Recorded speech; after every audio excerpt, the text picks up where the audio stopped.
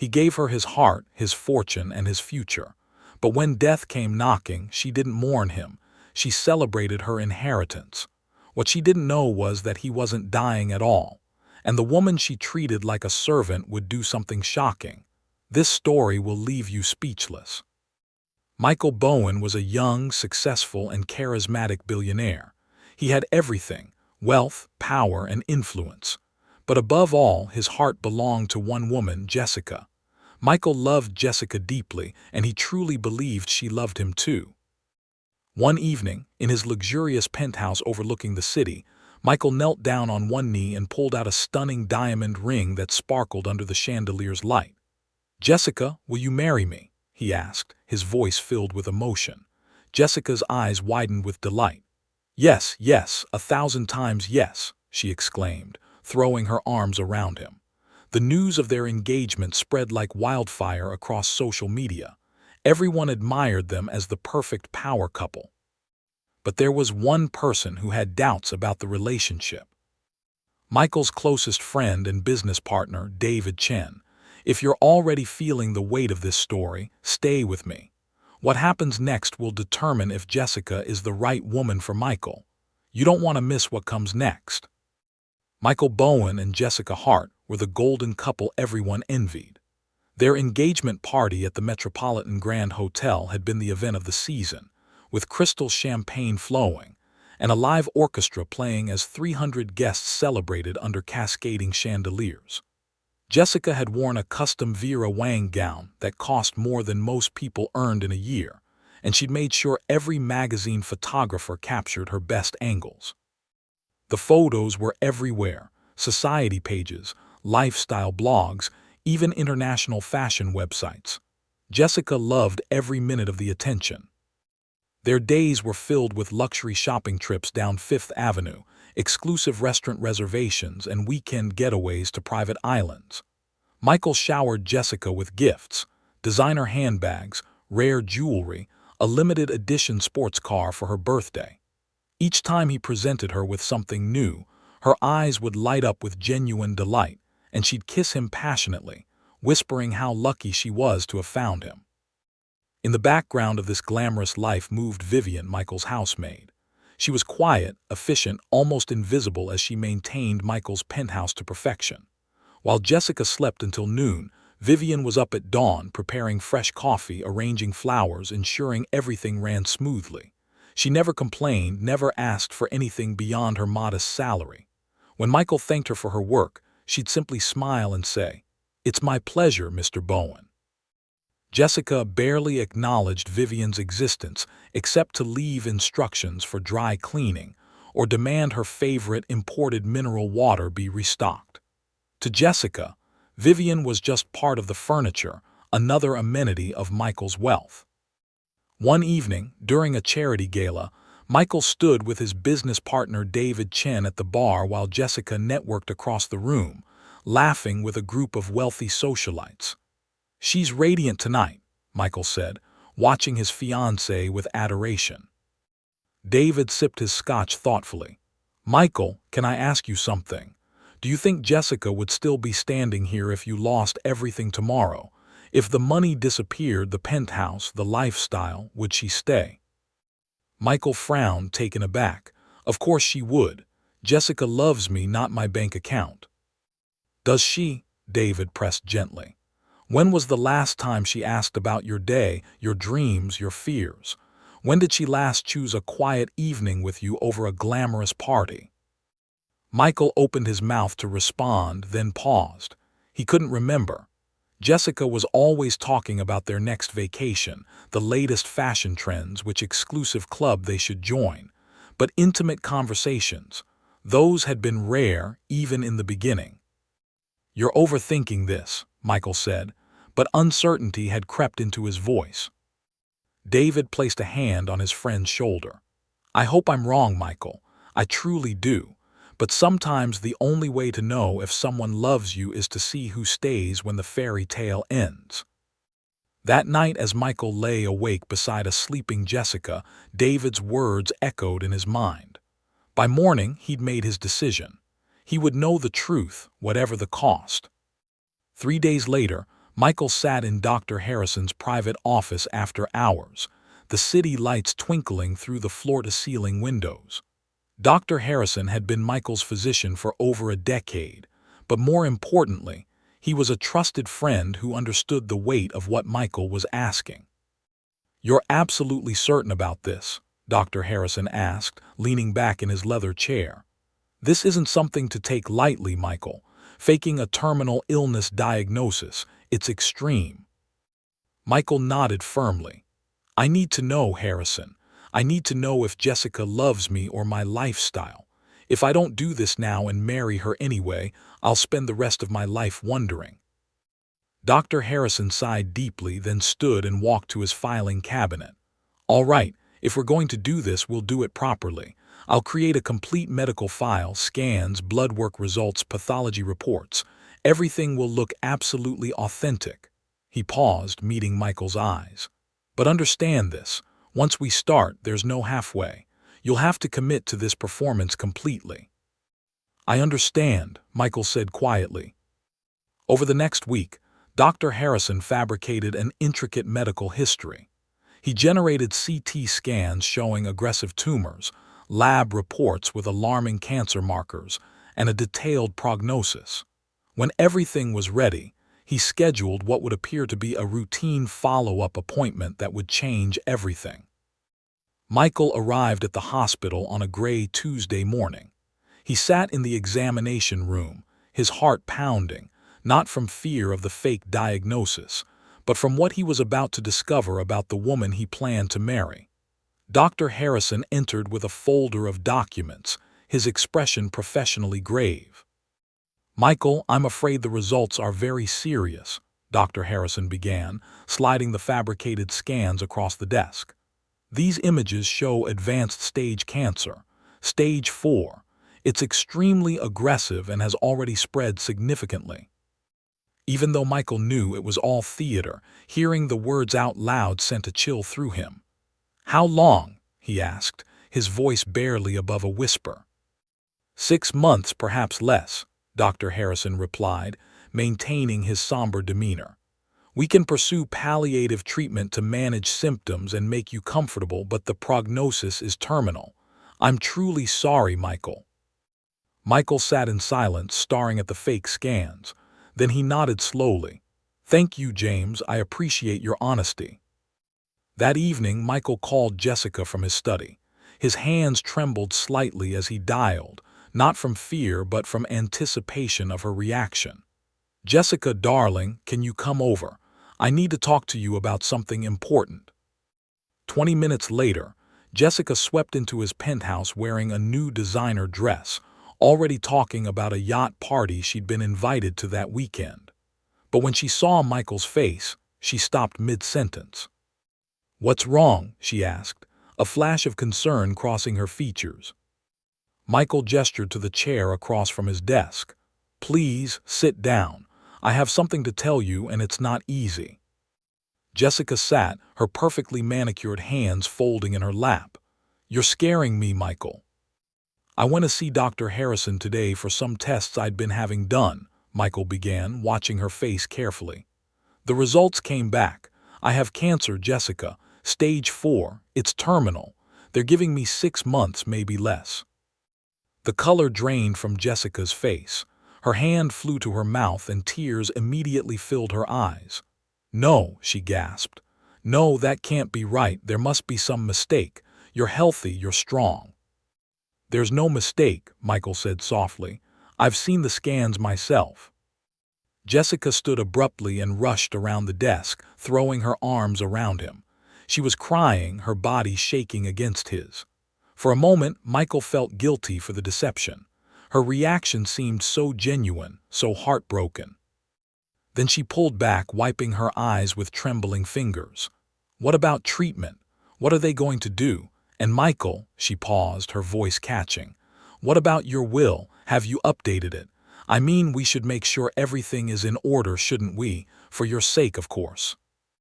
Michael felt something cold settle in his chest. The question had come so quickly, slipped in among the tears before they'd even dried on her cheeks. He studied her face, the concern there, but also something else, something calculating behind her eyes. "I haven't thought about that yet," he said slowly. "I only just found out today."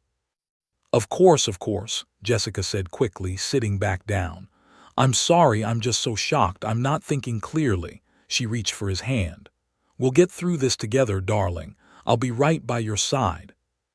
Michael squeezed her hand, wanting desperately to believe her. Maybe he'd misread the situation. Maybe she'd just been thinking practically in a moment of panic. People handled shocking news in different ways.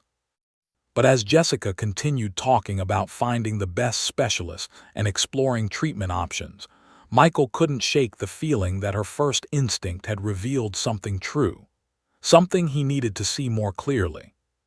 The test had only just begun. Within 48 hours of Michael's diagnosis, Jessica had scheduled appointments with 3 different estate attorneys. "We need to make sure everything is properly arranged," she told Michael, her voice full of practiced concern. "I want to honor your wishes and ensure your legacy is protected." Michael, who had begun staying in bed to maintain the illusion of declining health, simply nodded. He'd expected some practical discussions eventually, but the speed unsettled him. Jessica spent hours in Michael's home office, combing through financial documents and investment portfolios. When Michael asked what she was doing, she smiled sweetly. "Just trying to understand our situation, darling. I need to know what we're dealing with so I can help manage things when you're too tired." Our situation, the words rang hollow. One afternoon, Vivian was dusting the hallway outside the office when she heard Jessica's voice through the partially open door. She was on the phone, her tone bright and animated, nothing like the somber concern she showed Michael. 6 months, maybe less, that's what the doctors said," Jessica was saying. "I know it's absolutely tragic, but after that—" She paused and Vivian heard her laugh softly. "Well, let's just say I won't be crying poor. The portfolio alone is worth—" Vivian's hand froze on the doorframe. She felt sick to her stomach. Without thinking, she pushed the door open slightly. Jessica spun around, her eyes flashing with irritation. "I'll call you back," Jessica said quickly, ending the call. She glared at Vivian. "Do you mind? This is a private conversation." "I'm sorry, Miss Jessica," Vivian said quietly, backing away. "I was just cleaning." That evening, Jessica announced she'd visited 3 funeral homes. "I'm just being prepared," she explained to Michael, sitting at the edge of his bed. "When the time comes, I don't want to be making these decisions while I'm grief-stricken. I want everything to be perfect for you." Michael stared at her, speechless. He wasn't dead yet, wasn't even actually dying, and she was already planning his funeral. "I've also been thinking about redecorating," Jessica continued, looking around the master bedroom. "These dark colors are so depressing. Something lighter might help both of us cope better. What do you think, cream or soft blue?" "Jessica, I'm still living here," Michael said, his voice strained. "Of course, darling. I'm just trying to create a more peaceful environment for your final," she caught herself. "For your recovery, we have to stay positive." As Jessica left to meet with an interior designer, Vivian appeared in the doorway carrying a tray. On it was a bowl of homemade chicken soup, fresh bread, and a stack of printed articles. "Mr. Bowen, I made you something," she said softly, setting the tray on his bedside table. "And I've been researching. There are experimental treatments, clinical trials, specialists in Germany and Japan who have had success with advanced cases. I printed everything out for you." Michael looked at the articles, dozens of pages, carefully highlighted and annotated in Vivian's neat handwriting. She'd spent hours on this, searching for hope when his own fiancée was measuring curtains for a future without him. "Vivian," the doctor said. "I don't care what they said," Vivian interrupted, her gentle voice firm with determination. "Every life is worth fighting for, Mr. Bowen. You're a good man and you deserve every chance." As she adjusted his pillows and made sure he was comfortable, Michael felt something shift in his chest. Here was someone who barely knew him, who owed him nothing beyond a paycheck, fighting for his life, while the woman wearing his ring was picking out funeral flowers. The contrast couldn't have been clearer. As the weeks passed, Jessica's visits to Michael's penthouse became noticeably shorter. What had started as daily hours-long stays dwindled to brief 30-minute appearances, usually timed around other appointments. "I'm so sorry, darling, but I have a meeting with the wedding planner." "Well, I suppose we should cancel that now," she'd say, "or the gallery opening is tonight, and I really should make an appearance for networking." Michael would lie in his bed, watching her check her phone constantly, her foot tapping with impatience as if his room were a waiting room, and she had somewhere more important to be. Then came the charity gala at the Waldorf Astoria. Jessica had insisted on attending despite Michael's condition. "People expect to see me," she'd explained, "and someone needs to represent your interests in society." Michael, curious despite himself, asked David to send him photos from the event. What he saw made his stomach turn. There was Jessica in a stunning new diamond necklace he'd never seen before, easily worth $60,000, accepting condolences from fellow socialites with a perfectly rehearsed expression of brave suffering. But in the candid shots, the ones taken between her performances of grief, she was radiant, laughing with champagne in hand, dancing with other wealthy bachelors, her face glowing with life while he was supposedly dying. The next afternoon, Jessica arrived at the penthouse with her lawyer, Marcus Whitfield, a sharp-eyed man in an expensive suit. "Michael, darling, Marcus has drawn up some documents that will make everything easier when the time comes," she said, spreading papers across his bedside table.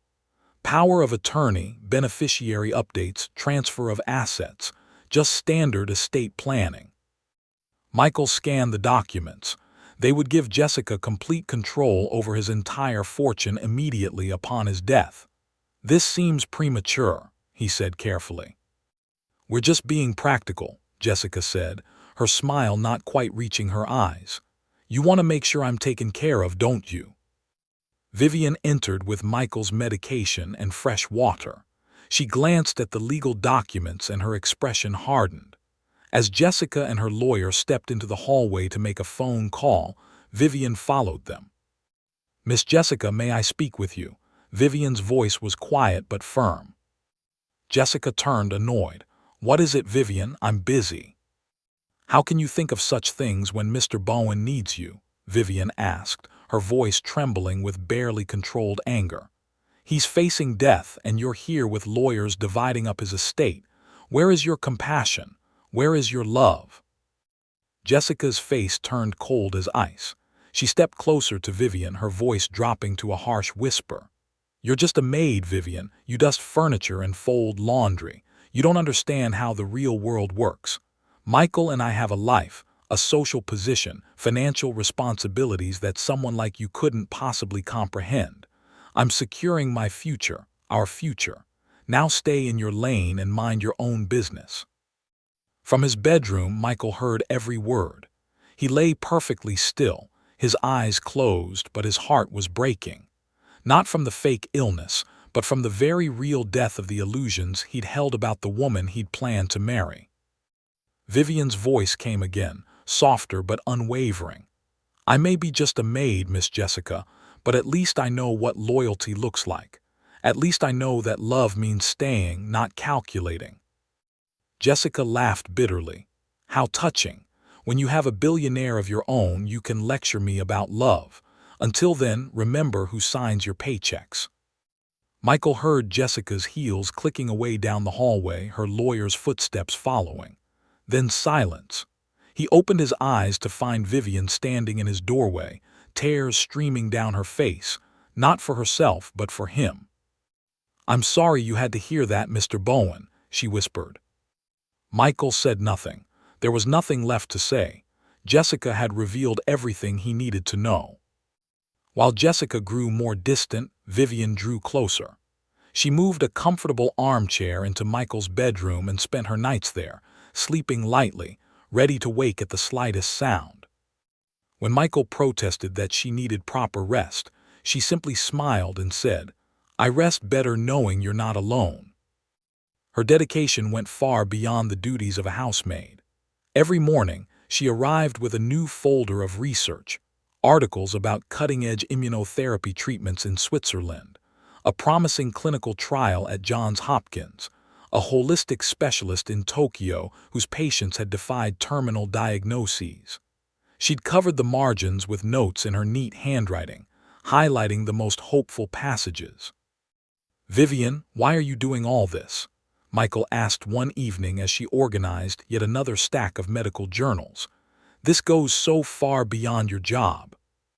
Vivian set down the papers and was quiet for a long moment. When she finally spoke, her voice was soft with memory. "My mother was diagnosed with cancer when I was 16, stage 3. The doctors gave her 2 years, maybe 3 if we were lucky." Michael watched her face, seeing the pain there even after all this time. "Everyone told us to accept it, to prepare for the inevitable," Vivian continued. "But my mother refused to give up. She researched every option, tried every treatment, fought for every single day. And you know what? She lived for 7 more years. 7 years of birthdays, holidays, moments we would have lost if she just accepted that first prognosis." Vivian's eyes met Michael's. "She taught me that every life is precious, that every moment matters. And you're a good man, Mr. Bowen. You deserve someone fighting for you." Michael felt something tighten in his chest. Here was this woman who'd lost her mother, who knew intimately the pain of watching someone fade away, and yet she was pouring her heart into saving him, a man who was only pretending to be sick. Late at night, when she thought he was sleeping, Michael would wake to find Vivian kneeling beside her chair, hands clasped in prayer, tears running silently down her cheeks as she whispered pleas for his healing. The genuine grief in her voice made Michael's deception feel suddenly cruel. She wasn't crying for a billionaire or an employer.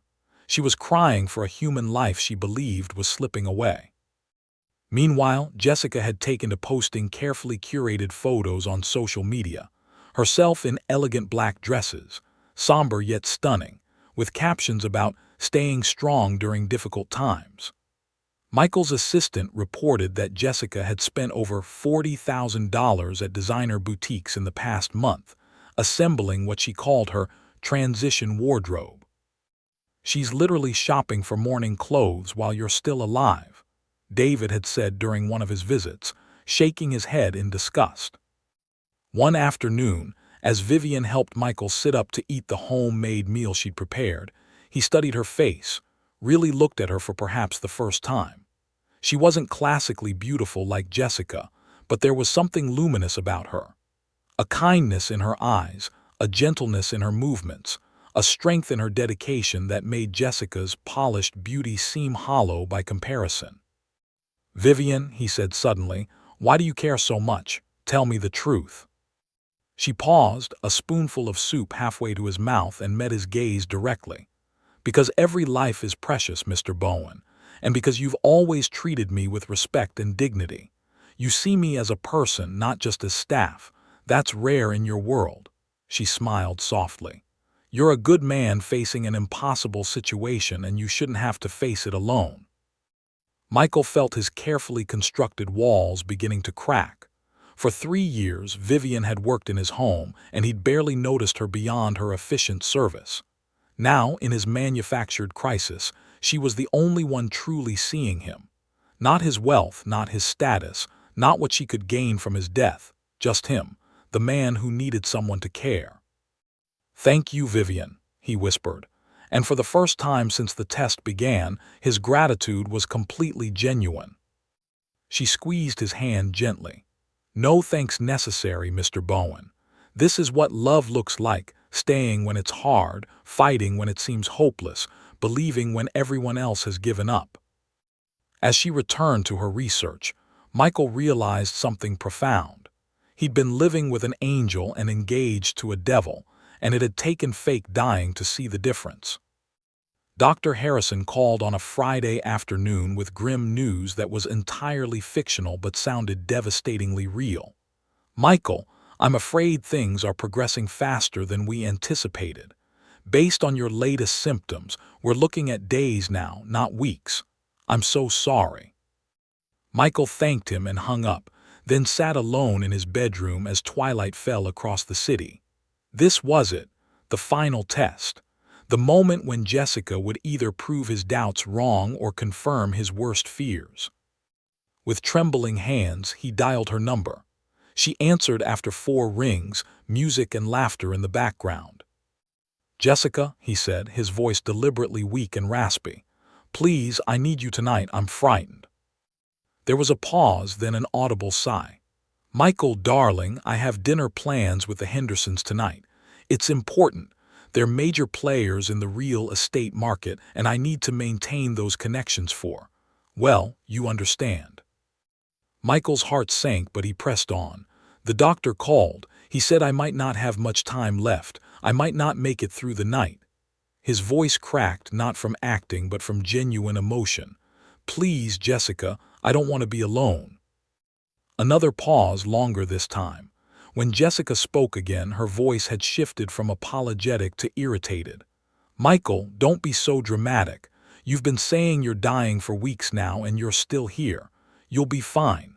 Besides," she stopped herself, but Michael could hear the calculation in her silence. "Besides what?" he whispered. "Besides, what difference does one night make?"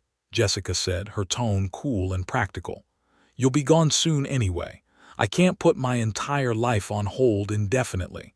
The Hendersons are expecting me, and this dinner could lead to significant opportunities. I'll visit tomorrow, I promise." Before Michael could respond, she added, "I have to go, my car is here. Rest well, darling." The line went dead. Michael stared at his phone, the silence of the room suddenly deafening. Then, for the first time since this entire test began, he wept. Not because of the fake cancer, not because of the elaborate deception, but because of the very real death of something he'd cherished, his belief that Jessica had ever truly loved him.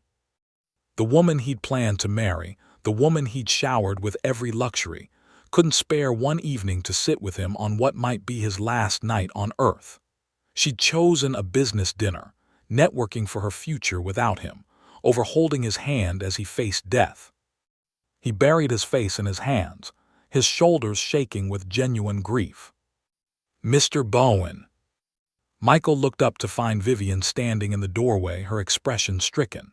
She'd clearly heard everything, the phone call, his desperate plea, Jessica's cold refusal, his broken sobs. Without a word, Vivian crossed the room and sat in the chair beside his bed. She took his hand in both of hers, her grip warm and steady. "You're not alone," she said softly. "I'm here, I'll stay all night, for as many nights as you need."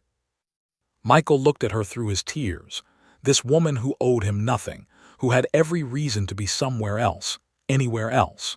But she was here, choosing to sit vigil with a dying man while his fiancée dined with potential business partners. "Why?" he asked, his voice breaking.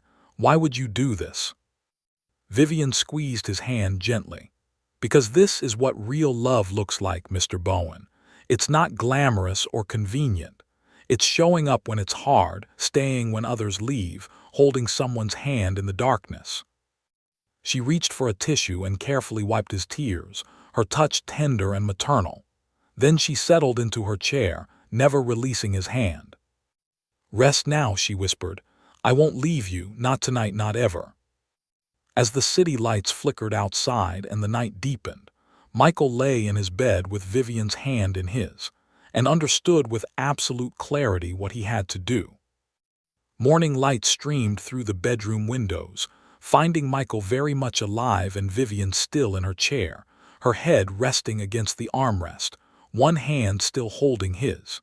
She'd kept her vigil all night, never once letting go. Michael watched her sleep for a moment, this woman who had shown him what devotion truly meant, then gently withdrew his hand. He picked up his phone and dialed Jessica's number. She answered groggily. "Michael, it's 7 in the morning, what's wrong?" "Jessica, I have news," Michael said, sitting up straight in bed.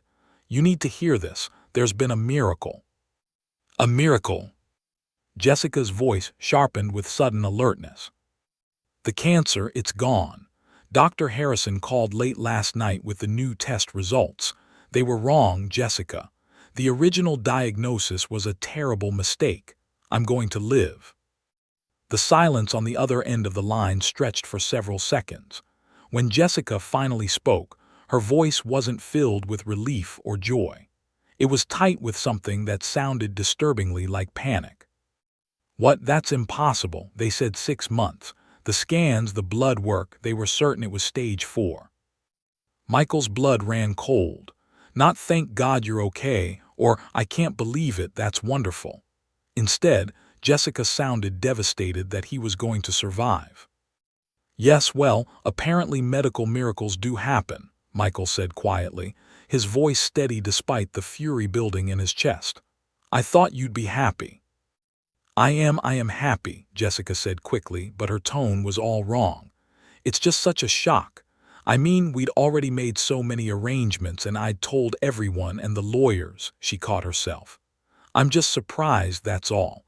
This is wonderful news, Michael, truly wonderful." "Is it?" Michael asked and hung up before she could respond.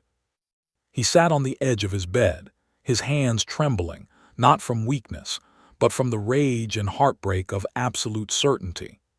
Jessica hadn't just failed his test. She'd revealed herself as someone who had been counting down the days to his death like a child anticipating Christmas morning. "Mr. Bowen," Vivian had woken, her eyes concerned. "Is everything all right?" Michael stood, and for the first time in weeks he stood strong and healthy, no longer playing the role of a dying man. "Vivian, could you come with me to my study? There's something I need to ask you." Confused but trusting, Vivian followed him down the hallway. When they entered his study with its rich mahogany furniture and walls lined with books, Michael closed the door behind them. Then, to Vivian's complete shock, this billionaire who supposedly had been on his deathbed just hours ago dropped to one knee before her. "Mr. Bowen, what are you? You shouldn't be," Vivian stammered, reaching out to help him up. But Michael took her hand and held it firmly. From his pocket he pulled out a small velvet box and opened it, revealing a ring, not the massive diamond he'd given Jessica, but something simpler, more elegant. A sapphire surrounded by small diamonds. "Vivian, for the past weeks, you've shown me what love truly means. Not the shallow, transactional affection I mistook for devotion, but real love. The kind that sits vigil through the night, that fights for someone when they've given up, that sees value in a person beyond what they can provide." Tears were already streaming down Vivian's face. "Mr. Bowen, I don't understand." "You showed me what love means," Michael continued, his voice thick with emotion. "You cared for me when I had nothing to offer but my mortality. You prayed for me, researched for me, refused to let me face darkness alone. Will you marry me, Vivian? Will you let me spend the rest of my life, my very real, very healthy life, proving that I'm worthy of the love you've shown me?" Vivian's hand flew to her mouth. "But Jessica, your fiancée, I can't." Michael shook his head firmly. "Jessica is my past, a past built on illusions and lies. You are my future if you'll have me. I only have one true love now and she's standing before me." "But I'm just a maid," Vivian whispered, her voice breaking. "I have nothing to offer you. No wealth, no social standing, no." "You have everything that matters," Michael interrupted, standing and cupping her face in his hands. "You have a heart that knows how to love truly. You have integrity, compassion, and a strength that makes you more regal than any socialite I've ever met. Vivian, you're not just anything. You're everything." Vivian looked into his eyes, searching for the truth, and found it there, raw, honest, and profound. "Yes," she breathed. "Yes, I'll marry you." Michael slipped the ring onto her finger, and as he pulled her into his arms, Vivian felt her entire world shift. She'd come into this home as invisible help, and somehow, impossibly, she was leaving it as a cherished bride. "There's something else you should know," Michael said softly, pulling back to look at her. "Something I need to tell you before we go any further." 2 weeks later, Michael and Vivian stood before a judge in a small private ceremony at the courthouse, with only David Chen and Dr. Harrison as witnesses. Vivian wore a simple ivory dress that made her look luminous, and Michael couldn't take his eyes off her. There were no society photographers, no elaborate floral arrangements, no champagne towers, just two people pledging their lives to each other with tears of genuine joy. That evening, in the honeymoon suite of a boutique hotel overlooking the harbor, Michael took Vivian's hands and led her to sit beside him on the terrace. The city lights sparkled below them, and a warm breeze carried the scent of the ocean. "Vivian, before we begin our life together, I need to tell you something," Michael said, his voice serious. "Something about my illness." Vivian's face paled. "Has it come back? Michael, whatever it is, we'll face it together." "No, my love," Michael interrupted gently. "That's just it. I was never sick. There was no cancer. It was all a test to see who truly loved me." Vivian stared at him, her expression shifting through confusion, disbelief, and finally understanding. "You were never dying." "Never," Michael confirmed. "Dr. Harrison helped me stage the entire thing. The diagnosis, the scans, the prognosis, all of it was fabricated. I needed to know if Jessica loved me or my fortune, and in the process of that test I discovered you." Vivian stood abruptly, walking to the terrace railing. Michael watched her shoulders rise and fall with deep breaths, unsure if she was angry or relieved. When she finally turned back to him, tears were streaming down her face. "I'm so relieved you're healthy," she whispered. "So grateful that you're going to live a long life. But Michael," her voice broke, "I mourned for you, I prayed for you, I wept thinking I was going to lose you." Michael went to her, pulling her into his arms. "I know, and I'm sorry. I never meant to hurt you. You weren't supposed to be part of this test. You passed a test you didn't even know you were taking." Vivian buried her face against his chest. "All those nights I sat beside your bed, terrified you wouldn't wake up." "I know," Michael said, stroking her hair.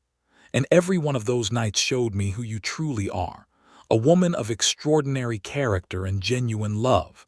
I'm sorry for the deception, Vivian, but I'm not sorry it led me to you." She pulled back to look at him. "Promise me something.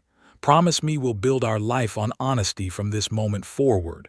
No more tests, no more deception, just truth and trust."